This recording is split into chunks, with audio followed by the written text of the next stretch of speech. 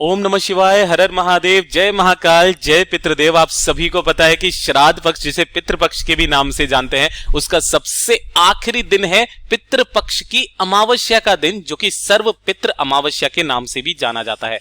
पूज्य गुरु जी की जो अभी कथा चल रही है, श्री गौ पितृ शिव महापुराण कथा, कोडिया में, कहां पर, दुर्ग छत्तीसगढ़ के अंदर, उसी वाली कथा में पूज्य गुरु जी ने एक बहुत ही अद्भुत सा उपाय बताया है। कल के दिन बेल पत्र पर आपको गाय के दूध वाले उपाय को जरूर करना चाहिए, और साथ ही साथ पितृपक्ष की जो अमावस्या आ जाए उस दिन आपको चावल और कपूर का उपाय केवल और केवल एक ही दिन आपको मिलता है, इसे जरूर करने चाहिए। पूरे जीवन भर आपके घर में कभी भी धन संपदा वैभव की कमी नहीं होगी और हमेशा धन धान्य की पूर्ति होगी। आपके घर में हमेशा सुख शांति समृद्धि बनी रहेगी। पूज्य गुरु जी की कथा किसे सुन करके और समझ करके पूरे उपाय को बड़े ही विस्तार से बताऊंगा, परंतु उससे पहले आप सबसे एक छोटी सी गुजारिश करूंगा कि जो लोग पहली बार आए हैं, चैनल को जरूर सब्सक्राइब कीजिएगा और वीडियो को लाइक करके मेरे देवादिदेव महादेव जी का कोई सा भी प्यारा नाम कमेंट बॉक्स में जरूर लिखिएगा। साथ ही साथ ओम पितृदेवाय नमः जरूर लिखिएगा। ये वाला उपाय सिर्फ और सिर्फ श्राद्ध पक्ष पितृपक्ष के आखिरी दिन करने वाला उपाय होता है, तो चाहे आपने कोई उपाय किया या ना किया, लेकिन इस वाले उपाय को करना मत भूल जाना। इस पूरे वीडियो के अंदर हम लोग 3 महा उपायों के बारे में बात करेंगे, जो कि आपकी हर एक कामना पूर्ति के लिए सिद्ध होंगे, आपके सारे दोषों को खत्म करेगा, आपके घर से आपके जीवन में खुशहाली ला देगा। सबसे पहले बात कर लेते हैं पहला वाला उपाय। ठीक है, देखिए पहला वाला उपाय जो है पूज्य गुरु जी ने कल की कथा में बताया था, बहुत ही अद्भुत सा उपाय है। इस वाले उपाय को आप कभी भी कर सकते हैं। बाकी के जो दोनों उपाय हैं वो आपको पितृपक्ष की अमावस्या के दिन ही करने हैं, तो ये चीज ध्यान में रखिएगा। पहले इस वाले उपाय के बारे में बात कर लेते हैं। पूज्य गुरु जी ने कहा कि अगर आपको कोई भी किसी भी तरीके की बद्दुआ देता है ना, किसी भी तरीके की बद्दुआ कि जा भाई तुम्हारे जीवन में कुछ अच्छा नहीं होगा, सब कुछ बुरा ही बुरा होगा, आप उसकी वजह से थोड़ा सा सहम जाते हो, अपने मन में कहीं ना कहीं डर रहता है कि किसी की बद्दुआ लग गई है, भैया अब हमारे जीवन में बहुत ज्यादा गलत होगा या फिर ये होगा वो होगा। कभी भी अगर आपके जीवन में कभी भी ऐसी समस्या आ जाए, मन घबराने लगे, किसी भी चीज की वजह से आपको डर सताने लगे ना, कोई बद्दुआ दे दे, आपके जीवन में कुछ गलत हो रहा हो, तो इस वाले उपाय को कर लेना। आपके जीवन में कभी भी गलत चीज होगी ही नहीं। ध्यान से सुनना, समझने की कोशिश करना। एक लेना बेलपत्र, ठीक है। अब इस एक बेलपत्र को लेकर के ध्यान रखना, यह बेलपत्र कहीं से भी खंडित नहीं होनी चाहिए, टूटी फूटी नहीं होनी चाहिए। नहीं मिलती है, महादेव जी की शिवलिंग से उठा लेना, कोई दिक्कत नहीं है।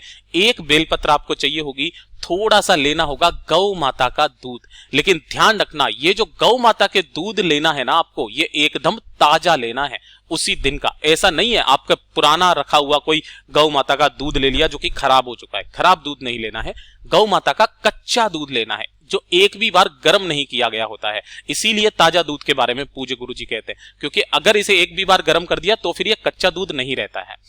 ठीक है, थोड़ा सा चाहिए होगा आपको गौ माता का घी। किसका? गौ माता का घी।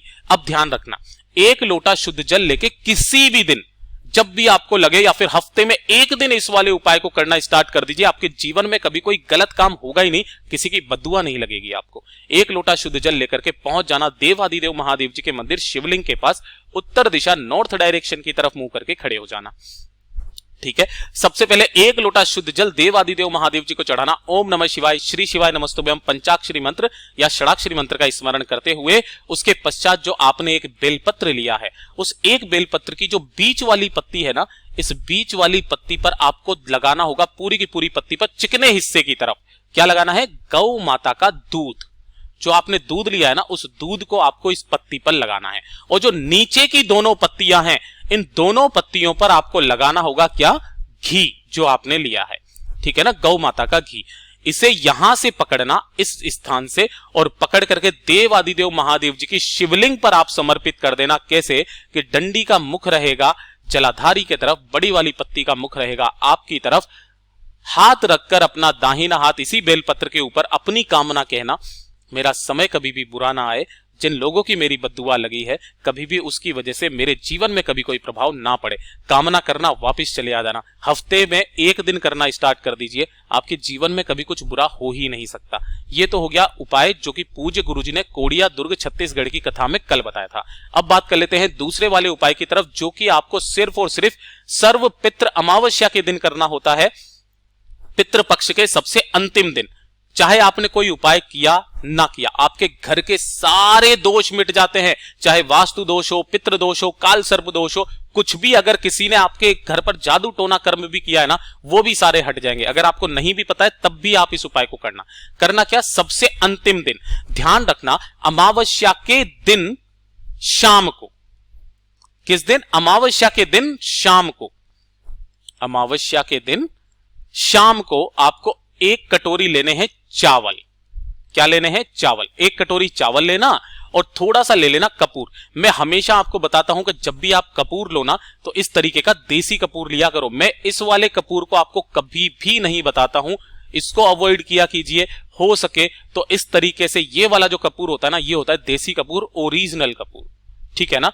अगर आपको मार्केट में जाना है, पूजा पाठ की सामग्री पर आप जाओगे तो 1200-1300 रुपए किलो मिलता है ये, है ना। थोड़ा सा लेना है, 1 से 2 टुकड़े आपको लेना है इसके, और एक कटोरी के अंदर जो आपने चावल लिए हैं इसी के ऊपर उन टुकड़ों को रख देना है। रख दिया।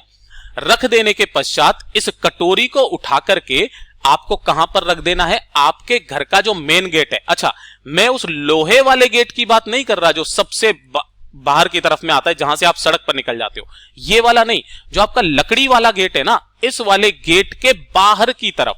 और किस साइड में? इस साइड में। जब आप अंदर की तरफ जाओ तो सीधे हाथ की तरफ, जब आप बाहर निकलो तो उल्टे हाथ की तरफ। इस जगह पर उस कटोरी को किसी से भी ढांक करके रख देना, क्योंकि अगर आप ढांक करके नहीं रखोगे कपूर उड़ जाएगा, सुबह तक खत्म हो जाएगा। आपको शाम के समय पर एक कटोरी के अंदर चावल और उसके ऊपर थोड़ा सा कपूर रख के और इसको ढक देना, अपने पितरों का स्मरण करना और पूरी रात भर ढके रहने देना।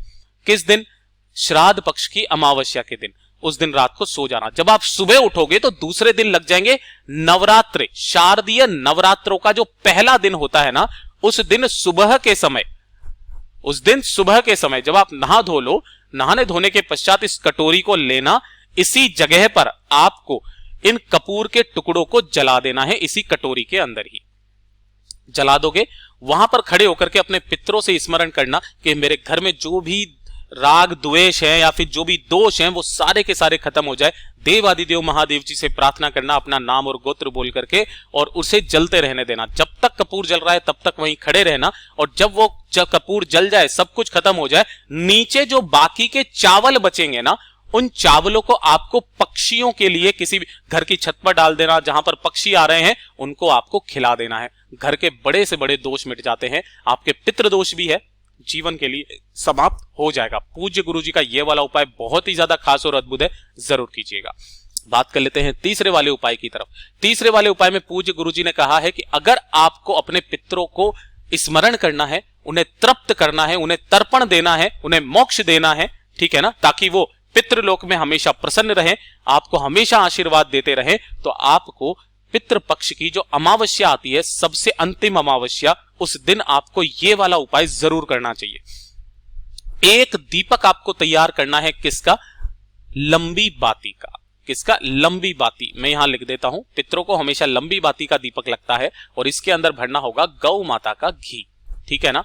और इस एक दीपक को आपको किस जगह जलाना है? अगर आपके आसपास कोई नदी है ना, कोई तालाब है, नदी तालाब, कोई सरोवर है ना, कोई सरोवर आ गया वहां पर, ये सरोवर भी नहीं है, आप ऐसी जगह स्थान पर रहते हो, तो कोई कुआं हो आपके आसपास, वहां चले जाना। कुआं भी नहीं है, कोई बावड़ी है, इस तरीके से बावड़ी होती है, यहां चले जाना। अगर ये भी नहीं है तो 3 वृक्ष हैं जो कि पितरों के तुल्य माने जाते हैं।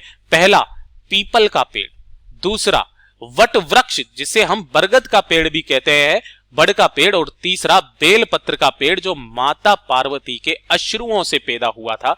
इन सभी जगहों में से किसी भी एक जगह पर उस एक दीपक को आपको लगा देना है, और लगा देने के पश्चात ध्यान रखना, जो बत्ती का मुख रखोगे वो रखोगे दक्षिण दिशा की तरफ। यहां खड़े होकर के, लगा करके, प्रज्वलित करके अपने पितरों को स्मरण करना, उन्हें याद करना, उनको नमन करना। जो कामना हो वो आप बोल देना। आपके पितर इतने तृप्त हो जाएंगे कि वो आपको दोनों खुले हाथों से आशीर्वाद लुटाएंगे। और ध्यान रखना, जिस घर पर अपने पितरों का आशीर्वाद रहता है ना, उस घर में कभी भी कोई दुर्घटना हो ही नहीं सकती है। पूज्य गुरु जी के ये सभी उपाय बहुत ही ज्यादा खास और अद्भुत है, जरूर कीजिएगा। साथ ही साथ वीडियो अगर पसंद आया हो तो लाइक जरूर करना और चैनल को सब्सक्राइब जरूर कीजिएगा। मैं आपसे मिलता हूं अगले वीडियो में, तब तक के लिए ओम नमः शिवाय, जय महाकाल, जय शिव शंकर, श्री शिवाय नमस्तुभ्यम।